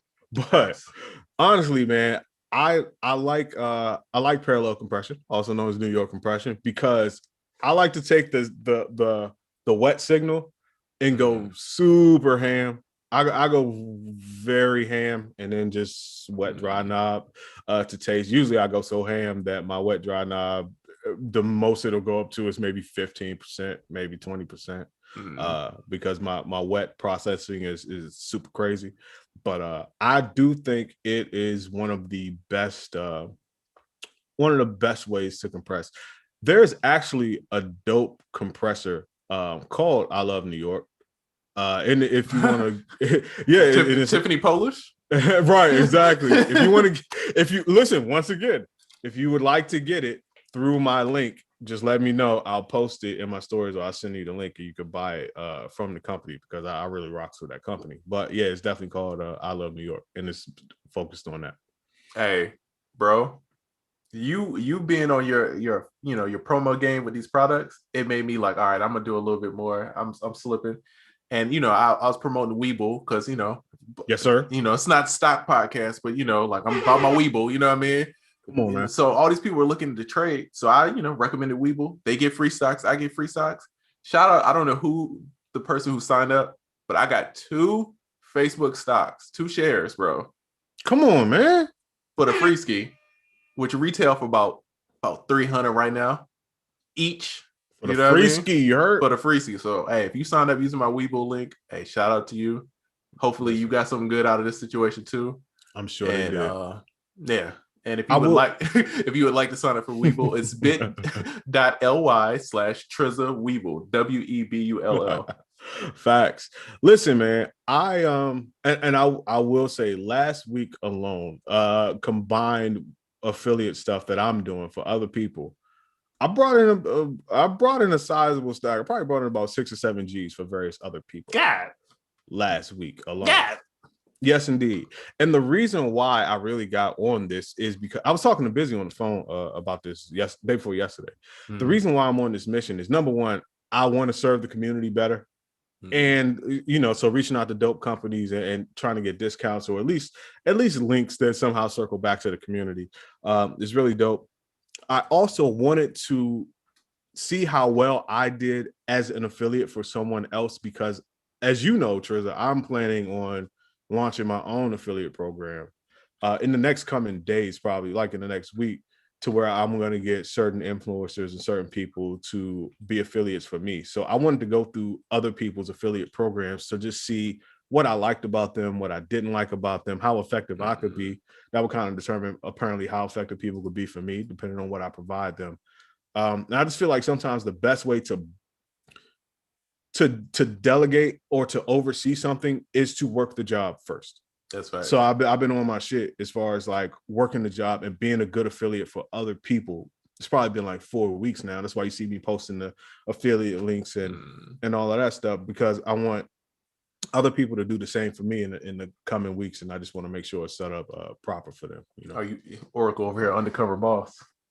Fast. I'm in here being a cold affiliate for everybody. Hey man, you got an affiliate program? Hey man, let me sign up, man. Yeah, I need to do it, man. And I got some ideas towards it, man. I just man, I'm telling you, this last week, bro, all the stuff that went down, I was sick, bro. That threw me off. I was sick. I was depressed, dog. Because I've been working towards this one thing for a long time, months of just like learning, trying to figure this out, and I get it. I'm like doing great, and then Apple does something and they mess me up, bro. And I was sick, bro. Apple came through and crushed the building for sure. Mm-hmm. For sure. Damn, bro. Wait, I was gonna say something to. Oh, my bad. No, I was actually gonna say something to you, and it was kind of like a behind the scenes type of thing. Hey man, when you get that affiliate for your course, please let me know, because damn, you killed it. That's exactly what I was gonna say to you. Chat, tune in. Maybe this will help you. Probably not. Trizza, I figured out the way. Well, we already talked about it, how to sell the ClickFunnels courses through Shopify. So of course we already talked about how it worked with the young Zapp and Rogers and all that stuff. But I hooked it up and tested it out yesterday. Oh, works like a charm, bro. Oh, okay, I'm on it. Work like a charm. I'm on it. Like adding the profile, adding the tag, sending the deliverables to where the people could log in, create their account, and all that stuff. It worked like a charm. I actually shout out to young Jenny. I had Jenny build both course pages in Shopify. Hey. And I linked them so that way, the money is in Shopify, but then all the stuff goes to ClickFunnels, which I am slowly thinking about getting rid of. But still, until then, you here. Yeah, it works. That's all I know, is that it works, and that makes it easier to add, promo codes and discounts and all that type of stuff. Because doing that shit in ClickFunnels is a pain. I'm not gonna listen. I'm not here to shit on ClickFunnels. I actually bigged up ClickFunnels a lot. I still use ClickFunnels. My course is hosted on ClickFunnels. However, I was talking to Busy about this too. The better you try to make your ClickFunnels funnels, the harder it is to add other things to make it better, because everything you add, you have to make a variation of the product, and you add something else, you got to make a variation of the variations. You end up with 32 variations of a product, and it's only one thing for real, dog. It's a headache. I just want to add over Black Friday. I just wanted to add a promo code. I just want to make my courses 30% off. That's all I asked for. We had a meeting trying to figure out. Dogs had a whole meeting. Like, all right, we can do this. And I still had to end up building a whole new landing page and a million variations to make it work. And it did, but I could not just simply make a promo code for 30% off. Yeah, it's amazing. I need to add some stuff. I just ain't felt like, once I did that last one, I was burnt, dog. I ain't feel like doing no more. Trash, cuz. Trash. ClickFunnels dope for a lot of things, but it's trash for that, bro. Deviant Noise says, damn, what happened? Okay, well, this is kind of production related, so I guess we could get into it. It is. So I hate Apple. I love Apple. I'm an Apple guy, but they crossed the line. Okay. This oranges now. Hey man, I might be all PC gang after this, bro. How they did me. But so apparently Apple and Facebook have this kind of beef. And I believe it's Apple and Google also, but the main beef is Apple and Facebook. Yes. And so this new update of iOS 14, it's great. I see the benefits, but then it's a lot of downside to it, right? So what iOS 14 does is it makes it so the information that people get outside of certain stuff, like Safari and all that, doesn't translate to Facebook, right? Which is good for privacy, right? And that's how Apple is pitching it. Like, we're doing this for your privacy. But for a business, like say you're selling beats online and you're running ads, your ads are not going to be as good. The effectiveness of your ads is going to go down dramatically, right? And me and Oracle both, we spending a decent amount on ads right now, right? We're spending a good amount, enough to where it's like, if you're not profitable in that day, you're going to be upset. And all of a sudden, all of ours just went to hell. Like horribly. Like, imagine like great to zero within a day. I had a 0 day. One day, and I was like, I never had a 0 day. Yeah. So that has been I've been depressed, bro, about that. Luckily, it's like figuring itself out, you know what I mean? But and I get your privacy, your data is the most valuable resource on earth right now, right? More expensive than oil. Data is number one, right? So yes. I get that they're making all this money, but I don't trust that Apple is doing this for protection. I feel like Apple is just doing this like, hey, y'all making all this money, y'all. Yeah, it's like, y'all making this money. Let me get in on this. So I'm going to hold my stuff, and then we're going to have our own ad platform and do our own thing. So if you run a YouTube ads, Facebook ads, it's all going to get really janky. You know what I mean? So just be prepared. Don't get discouraged. I mean, I'm testing all day. I'm not giving up on it. You know what I mean? So yeah. Sucks, well, I mean, it's been better. Yeah, it's been better. It's getting better. Today was way better. Way better. I ain't gonna lie. I woke up to a couple, and I was at like $1.65 per. I was excited. Oh yeah. It slowed down throughout the day, but it didn't stop. I'm not at $1 something now, but I was like, what? Considering coming from like, dog, I don't even know if this is working at all. Yeah, bro. Yeah. I had turned off most of my joints. Like, all right, bro, I'm cool on this right now, but they picking it up. Let's see. K2 Studio Pre says ClickFunnels are expensive. Isn't that this a problem when you're just starting a business? Oh, it's expensive if you already have a business established. Here's my argument to that, right? Talk about it. ClickFunnels, yes, is expensive, right? But ClickFunnels is the halftime of those landing page builders. Halftime is the best half speed plugin there is, right? GrowSpeed might do all this other stuff, but it doesn't halftime as good as halftime does, if that makes sense, right? So it's other landing page builders you could do, like, you know, it's a ton of them, right? But ClickFunnels does one thing well, and that's make money. Yes. I will say that. Nothing is beating ClickFunnels on making money. It's difficult, it's expensive, but it's expensive because it makes money, right? If you know how to use it and you can build it, you will make money. Oh, you're gonna make your money back for sure. And more money than I've made more money from having my ClickFunnels set up correctly and learning how to do it. Yes. Than I did with Shop. At one point, I was making more from ClickFunnels than I was my main site. Yes. That I've been running for years. Yeah. You know what I'm saying? So it's expensive, but a lot of the stuff that's going to get you to that next level is going to be expensive. That's like saying Facebook ads is expensive.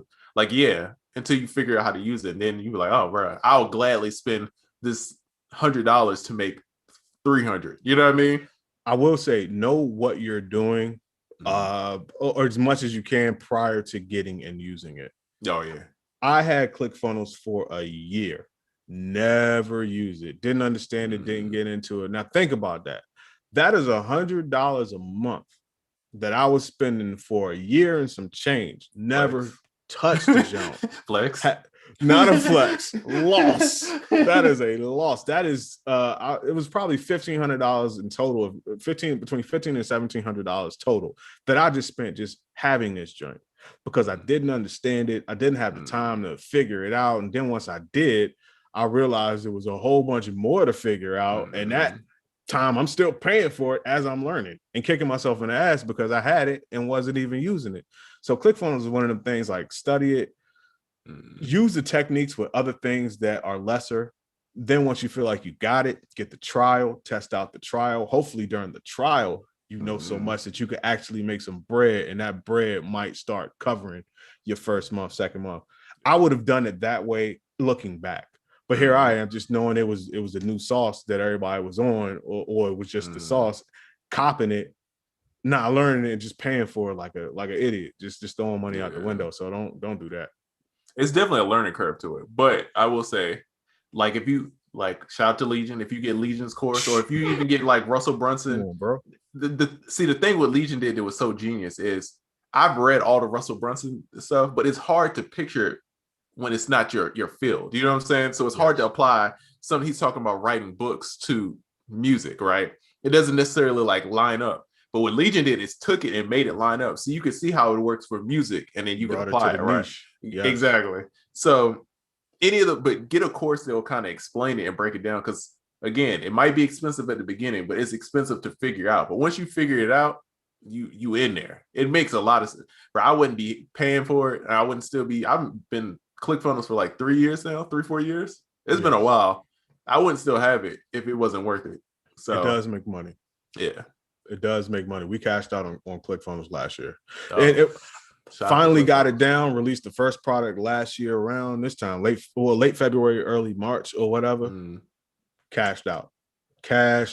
It's great for that. But however, like I said, once you try to start improving it and adding on things, it could kind of become a headache. But I'm not here to bash ClickFunnels, man, because it actually gave me one of my highest grossing years ever. Hey man. Yeah. No, the highest grossing year ever. I'm not even lying. Yeah. Is there a legit alternative to ClickFunnels in your opinion? No, not yet. Not for that feature. No. Is landing page builders just as good? So if you're just building pages, that makes sense, right? But the selling point of ClickFunnels is that it's like a drive-through, right? It's like you go through, you place your order, right? And then they're gonna be like, hey, do you want ice cream with that? Do you want fries with that? Right? And it takes people through this journey, and then you can make more. In marketing terms, like your average cart order, right? The higher you get that, the more money you're making, right? Because you're paying money to get these people in. So if it costs you, I know this is going down supermarket rabbit hole, people need it. So say you're running ads, right? And it costs you $6 to get somebody to buy something, right? Right. So that's an expense, right? And say the product that you're selling is $10, right? So that means you just made $4 profit, right? But what ClickFunnels is genius, right? Is that it's offering stuff on the back end, right? And it's just one click, right? So if someone buys that, then your average cart goes from $4 profit to $20 or $30 or $50, whatever it is. You can take it as high as you want. So you're profitable on your front end, which most businesses lose money on their front end, right? Most of the time, most companies lose money running ads, right? And they make it up in the back end. If you're making money on the front, you're doing something really good. And that's what ClickFunnels does the best, right? Yes. But you got to understand selling, and you got to understand the setup, right? And without that, you're going to lose. But once you understand that, you in there. Yeah, it's not so much about the product as it is about creating a dope offer. That's right. So ClickFunnels is genius because, like Trisha said, you came there to spend $6, but you ended up spending $120 easily, and that's what ClickFunnels does. Not only will it take the person from being there to spend $6 to end up spending $120, it does it in a way that is so fast and so seamless. Like the person doesn't even not that they don't realize that they spent $120, because they do, but the experience is so enjoyable and so smooth and seamless that but that's where the offers come in, because it's not like you have a $6 product and then immediately you just throwing shit out there and they're going to spend $120. You have to take them on the journey, but each step of the journey, the offer has to provide the person with way more value than the cost of the product. So if you there to spend $6, and you spend 10, and then the next thing is $100, that person feels like they're getting $1,000 value for that $100. And it's like, I'm here now. How could I not spend this money? And then they spend, and then there's another offer or a downsell where, okay, I don't want to spend that. Well, how about this for a lesser price? Offer. They're like, oh, well, that's a little bit different. That's a better offer at a different price point. ClickFunnels seamlessly takes the customer through this journey without them having to constantly hit their credit card and put in their information and all that stuff. And that's what makes it genius. That's what helps you as the business make money. The overall setup and the way it works is it's just perfect. It's perfect. Yeah, that's why everybody when the MIDI money way, I would say the Legion way, is like when people would sell beats for this lower price and everybody was getting so upset.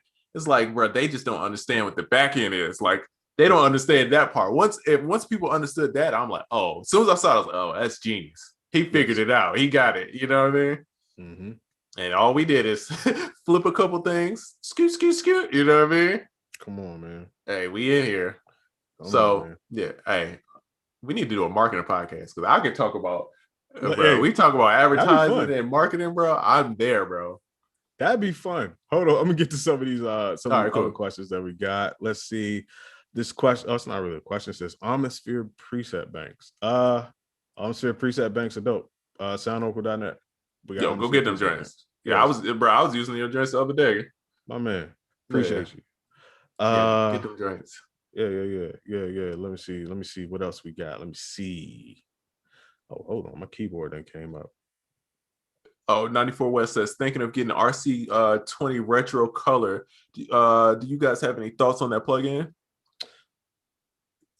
Yeah, I like the plugin. Everyone seems to love the plugin. I'm not gonna say it's saturated and everyone's using it. Everyone is using it, but I mean, it's a dope vibe and it's a current sound.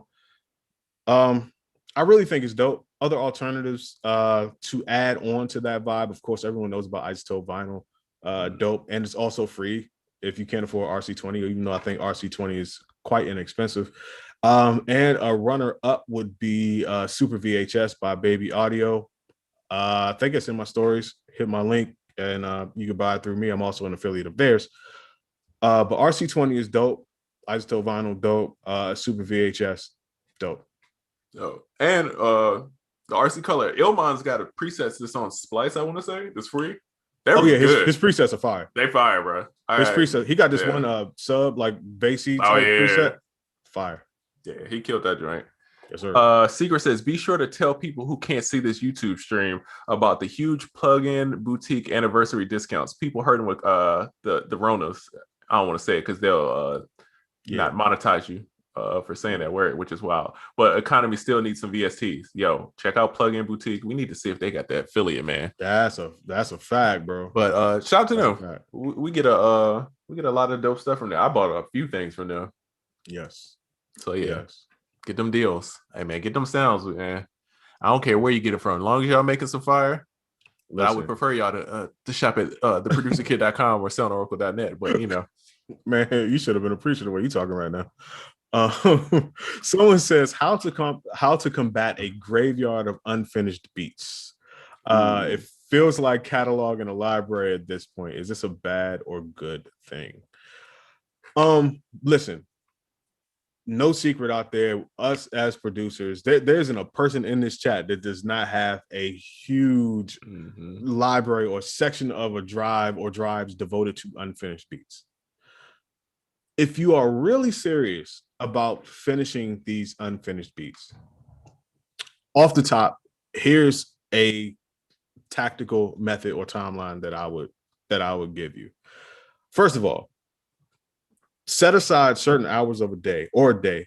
I would say like a Saturday or a Sunday is what I would do, depending on how many you have. I would go through them, 2 tracks, if you got the 2 tracks, listen to them, and then prioritize the best ones that are worth finishing. Because I don't believe it's worth finishing every unfinished beat. Some of them are unfinished for a reason. Because you just at a certain point you're like, it's not the move. But I would pick the best 10, 20, whatever you got. Once you got those down, you know how we are about the scheduling. You start to schedule certain days that you're going to take this time from these hours to these hours to work on these unfinished beats, the ones that you liked.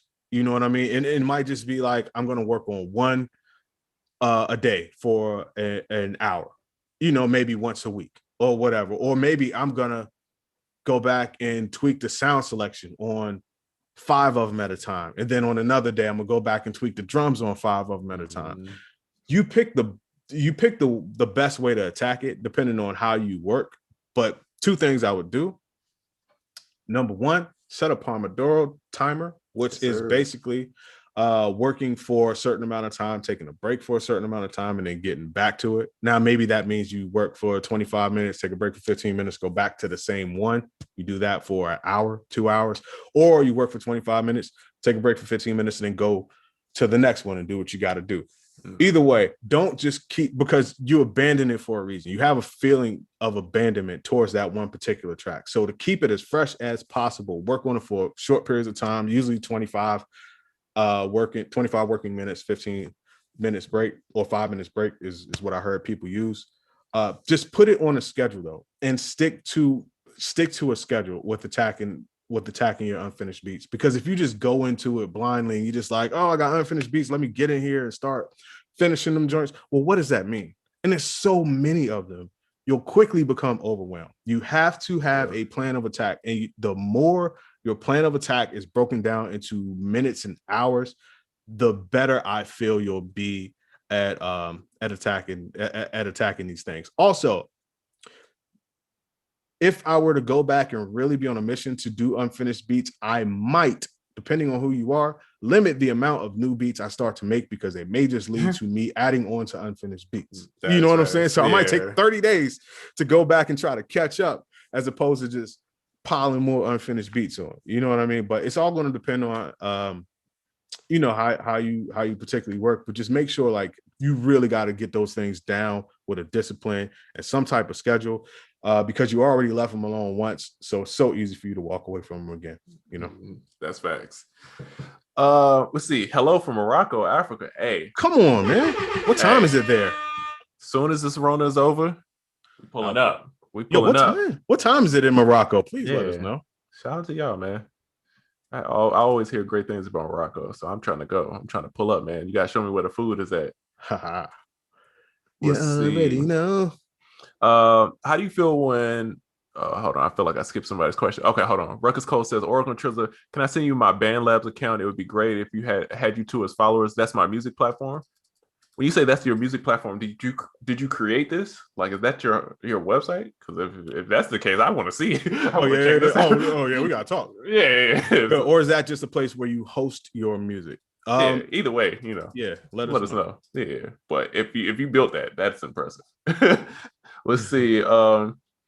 How do you feel about every track that you push out perfect? I mix, master, and been hearing a lot of YouTubers say just put the music out there. Thoughts? I got mixed emotions on that. I feel like if you are trying to get placements, and you know how we always say have your best 20 or your best whatever, if you can, I would get those mixed. Yeah. Whatever you can budget wise, or if you're an engineer time wise or whatever, I would try to get my tracks as close to mixed and mastered as my budget and my time would allow. However, I wouldn't let that cripple me from putting out music just because everything isn't mixed and mastered. I would avoid falling into that trap. So like I said, I would have my top of the top, the soldiers I'm gonna send out to get me that placement to fight that battle for me. I'm gonna send them soldiers out as prepared as possible. The rest of them may get more of a lackluster treatment for the time being, but I would not at least like put them on something or let people hear them. So do what your time and your budget can allow. Yeah. And then perfect is always relative because, bro, I got so many records where at the time I was like, oh, this sounds great. And then I go back and I'm like, I hate this there. I hate this. So, man, just put it out there. Do as best you can. I mean, I would say really work towards it. But at a certain point, you just give yourself a deadline. Like, you know what I mean? And then after that, put it out. Go to the next one. Because you trying to work on the same beat for 3 months. You know what I mean? It's like, all right, bro. Good point. Very good point. Umami, what up? Come on, Tsunami. Where you at? What up? Hey, me and Umami are going to single-handedly bring back the phrase doofus for 2021. Yeah, doofus. We bringing doofus back. You gotta say it in a super Atlanta voice. Oh, for doofus. Oh, see, you see how that roll? You see how that rolls? Come on, bro. Come on, bro. Oh man, I'm with you. I'm with you. Come on, you gotta join the doofus squad. Hold on, I got a business opportunity. See, Umami had this little button anyway, like say different curse words. We need the doofus button. Ooh, come on, man. Come on, man. The doofus button. Come on, the doofus button. Yeah. All right. Then when you see somebody hating, doofus. Oh, doofus. Oh, flag doofus. Yo, you kind of killing it right there, bro. Hey, I've been out here a minute now. I can turn my ladder on, man. That's a fact, bro. That's a fact. Let's see. Somebody says view on sampling and not selling the mix or beat so you get no royalties compared to paying the clearance. Wait. Say this one more time. View on sampling and not selling the mix or beat so you get no royalties compared to paying the clearance. Okay. I think I understand. Explain it to me. Correct me if I'm wrong. Are you saying like using a sample, making the beat, but you don't want to clear it, so you kind of just do nothing with it, as opposed to just paying for the clearance? I think that's it. I don't. Yeah, even with thinking I understand the question, I still don't know how to. Yeah, I don't how to answer that. So is he saying just like I'm gonna sell it without clearing it? Or no, I think he's saying like not even bothering to sell it because there's a clearance. So at that point, like I'm kind of like, well, why use it? Yeah, if you're not gonna do that. I don't know. Yeah. I ain't gonna lie. I'm a firm believer. In my experience throughout selling beats and being a sample-based producer for most of my career, man, you clear that joint. Yeah. Artist, label, I'm not clearing that joint. I made the beat. It has a sample in it. It needs to be cleared. Clear it. Now, on the back end, as a producer, you're going to get less royalties and you're going to take a hit. I personally don't care about the hit because that's not my only means of income. However, I can understand what some people are like, yo, I don't want to take that hit. Yeah. And that's fine too. A lot of times, especially with sample packs, like sample clearance is pretty easy now because it's not like back in the day where people made songs and they're like, you sample my song. Like, what does that mean? How do I work this out? Like, people actually make these sample packs to be sampled, and the clearance is set up so that it can easily be cleared. So nowadays it's a lot easier, but I don't have a problem with it personally. Without that sample, you wouldn't have got that placement. Hey, sell that beat, man. Just make sure. I mean, just do the business on the back end. Don't be the guy on Shark Tank to be like, yeah, I don't want to give up no percentage of my company. You know what I mean? I want to own 100%, and I only want to give you 2%. Like, don't be that guy. Like, be the guy that, like, yo, you get 2 sharks, you give them percentage, they feel like working. You know what I mean? You don't got to get 100 more money than you would have made. Hey, you don't got to get 100% of the money, man. Sometimes it's better to get 50% and do less work and get stuff out there that's gonna get you more money. Yeah. And to try to take 100% and you get nothing. You know what I mean? Facts. Let's see. Prod Vibe 5 says soundoracle.net. Go level up your sounds and etc. It's the and etc. for me. You know what I'm saying? The and etc. is where that's where it's at for me. But appreciate you, bro. Appreciate you. Also, the producerkit.com. You can go ahead and get your and etc. plus level up your sounds as well at the producerkit.com. You see? I was about to say it's that time because Beats Music is gonna have to. Oh yeah. Is it that time? It's that time. Oh, it's we started a little late though, so we got a little time. We did. We actually have 14 minutes. Okay. Yeah, we got 14 minutes. So we could kind of run through some questions maybe for the next 10 minutes. All right, cool. Let's see. Go ahead. Omega Prime says, "How are you gents feeling outside of music?" Hey man, appreciate it. First of all, appreciate it, my brother. Appreciate it. Yeah, that's good. That's a good question. I honestly, I'm checking in with myself. To be honest with you. I'm cool. I ain't gonna front. This being in the house is starting to get to me. I'm starting to get a little stir crazy. Like I need to get outside. Like I rode my skateboard the other day. I was so happy, bro. I was like, I shouldn't have been that excited to ride my skateboard. I feel like a kid who had been on punishment. You know what I mean? And you couldn't go outside, you couldn't play PlayStation, and then I finally got off punishment, and this is my first time back. That was me. You know what I mean? So, but besides that, man, hey, I'm healthy right now. Family's healthy. I can't complain about stuff. So I'm good. You know, man, I'm feeling grateful, feeling really grateful, feeling inspired. I had some low points over the last maybe a week or so. I had creative low points. Like as far as like how life is going, I'm like, man, 2 thumbs up, cool dude, all that good stuff. Creatively, I was feeling kind of low. I got some good words of motivational wisdom yesterday. Shout out to the GOAT, young Missy Elliott. Snap. Yeah, yesterday she gave me some words. She talked to me yesterday, gave me some words that made me be like, you know what? You're right. I am that. What I'm saying? I am that Negro. Exactly. I am that African American. But yeah, so now everything is feeling good. I was already feeling good about life. Now creatively, I'm feeling good. And tonight, that's what made me say tonight, I'm really gonna dive into a big creative bag because of those words of wisdom that young Missy gave me yesterday, man. So shout out to her, man. And shout out to you for asking that question. Hey, that was and bruh, if Missy give you a motivational speech, that's one of the ones you gonna get inspired, dog. Facts. That's one of the ones. So it's like, all right, you right, you got it, Missy. Yeah, like you know what? How could I argue? How could I argue? True. Yeah. Let's see if I got any more questions over here. Umami said Ableton 11 is bananas. It is indeed full of potassium. You ain't lying. Bananas it is. Hey, shout out to Big Shot Beats. Big Shot Beats. I was just about to say that. Big Shot Beats in the building. Man. Shout out to my guy, man. Wealth of knowledge. Go follow that guy. Smart please. Guy, dog. Super smart guy. And bruh, super cool, bruh. Help both of us out in a lot of these situations recently. Yes. Hey man, I appreciate it, dog. Super appreciate it. Hey, all my friends, I'm telling you, if I ask you too many questions, I apologize, but I'm gonna annoy y'all till I figure out the answers to stuff. So I appreciate it. Look, likewise, bro. Hey man. Yeah, I asked you hella questions too. Bro, I have no issue hitting people asking them questions. I will text people all day like, hey, how you do this? How you do this? Until it gets annoying. Then when you say I'm annoying, I'll be like, all right, my bad. But until then, I'm about to figure this one out. Shout out to Big Shot. Big Shot gave me the Zoom link. first of all, I need to set my Zoom up like that because that was pretty cool. And then yeah, he gave me a lot of good advice. So he's on it, man. He's on it. Also, an automation nerd.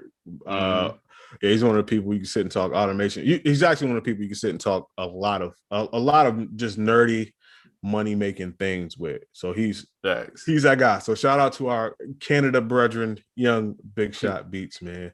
Yeah, Umami using cassette drums right now. Appreciate you. No doofuses allowed on the cassette drums. You understand? Oh, doofus. Let's see. When we all do another questionnaire podcast every Friday, my G. Yes, indeed. Every Friday, 4 p.m. ish. 4 p.m. ish. Yeah. East Coast time. CP time. Yeah, that's a fact. If you on my mailing list, I've been doing good about sending out an email every Friday to let people know about the show and all that stuff. Oh, real quick. I need to set that up. Write a note to myself to set that up. Listen, let's give people a little background into how we operate. I could send you my joint, you just bounce it, flip it. Oh, please. Yeah, use mine as a template. So anyway, we got 10 minutes left, but I did say in my stories today that I was going to tell people a better way to communicate with your collaborators, and it's not email, because email kind of sucks for that. Ooh. I would honestly suggest Slack. Oh yeah. Now you could collaborate with somebody. How you send. Here's the link to the beat. Here's to this, to that, to the beat. How you want to do this. Email is cool, but the thing about email is things get lost. You get so many emails a day. If you use an app like Slack, which is what Triz and I use, just for a lot of communication with our assistants and with certain people, that's how Realistic and I talk all the time.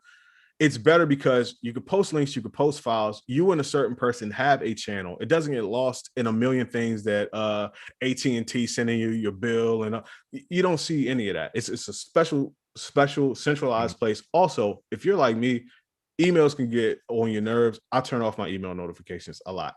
Oh yeah. If my Slack goes off, I know it's somebody that I'm working with, somebody that I'm doing. It's going to be Realistic. It's going to be Jennifer. It's going to be Trezor. It's going to be, somebody that's on the team that I'm working with. And I know I'm going to check. It's going to be Maya, somebody. Whereas with email, it might be an important email coming in, but I'm like, yo, that shit went off 20 times already. I'm not checking no more emails today. And boom, I done missed the link to the beat that could have got the, You're right, exactly. Whatever. Dang.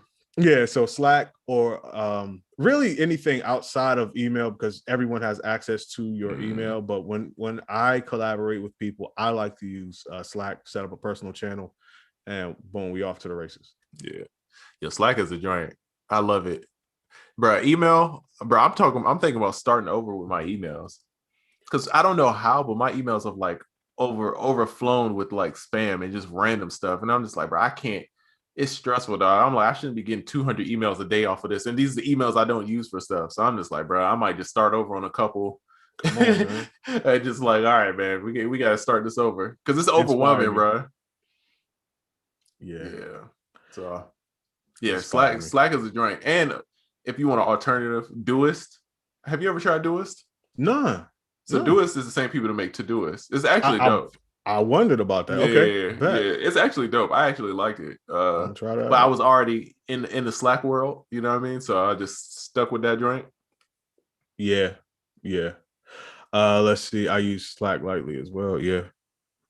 Didn't know about that. Appreciate it. All right. Young Flux, what up, bro? Come on, Flux. Flux 302, what up, man? Talk about it. Yeah. Flux, one of the modular kings over there, getting it in. Electric spaghetti, I like to call it. You know what I mean?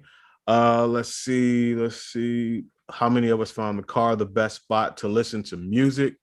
It's one of the best spots. I ain't gonna lie. I like listening to music in my studio better. Oh yeah, same here. We got speakers all tuned up. Yeah. Mid for listening to music. Yeah. Let's see. Do you remember a time when you accidentally? Okay, no. I asked that last week. All right, man. So, with no further ado, I think we should wrap it up, man. Let's. Yeah, we got. Okay, hold on. I got 2 topics for you. 5 minutes. 3. Mm-hmm. Okay, I'm gonna run through these. Okay. DMX got a new album. It's got features with Pop Smoke, Griselda. Are you excited? I'm interested. Very interested. Yeah, for sure. There's a funny DMX Young Berg story on Drink Champs. Yes. Yeah, no time to go into it now. But yeah, that was. Do you want to place a bet on the over under of how many barks will be on this album? No, I can't guesstimate. I can't guesstimate in those numbers. Those are stars in the galaxy numbers. Can we DraftKings that? Can we see if we can place a bet on DraftKings with that one? Man, listen, dog, literally dog. Let's see. How did you feel about weekend Super Bowl? Did we talk about that? No, we didn't. I saw the young GOAT, Tom Brady, get busy. A lot of y'all said that he wouldn't, but he did. I'm not here to get into that. But the Super Bowl performance, I'm not gonna lie, dog. I dozed off, wasn't really paying no attention to it. Yeah. No slight to the weekend. I knew I wasn't there for that. Yeah, I was. So shout out to him for getting that opportunity, but I wasn't there for that at all. Bow Wow is joining. He says he's about to join the WWE. Hopefully, he wears a do-rag in the ring. Yeah, because his do-rags are immaculate. Yeah, I ain't gonna front. I would watch somebody throw Bow Wow through a table. Bow Wow in a Hell in a Cell match. I would watch it. Yeah. I'm not even watching. I'm not gonna watch it. His little ass get tossed around. And then the last news thing: BET Uncut is back. Oh shit! But wait, okay, BET Uncut being back, I'm excited for nostalgia's sake. However, with the internet being what it is now, how uncut could BET be? How shocking can it really be? And what's going to be on BET Uncut that I didn't already see 2 days ago on the internet? Yeah, it's BET Uncut is worldstarhiphop.com. That's a fact. That's a fact. All the tip drill you need. They ain't playing. I ain't got no panties. No, I ain't got no panties. If they play that, then it's back. That's the only thing I want to hear. I just want to watch tip drill, the thong song, and then that song. That's the only thing I care about on BET Uncut. BET Uncut is going to be all Meg Thee Stallion videos. Yeah, that's pretty much a couple Cardi B's in there. Cardi song. You like Cardi's new song? It's not. I'm not the demographic that's for. So but the beat is jamming. I like the beat. The beat is gangster. But you know.